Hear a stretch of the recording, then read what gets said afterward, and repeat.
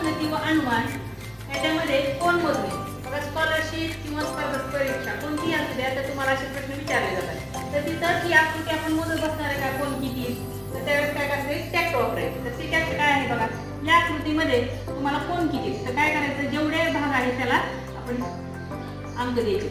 आता बघा 3 आणि 2 5, 5 आणि 1 6. तर या आकृतीमध्ये एकूण कोण किती आहे?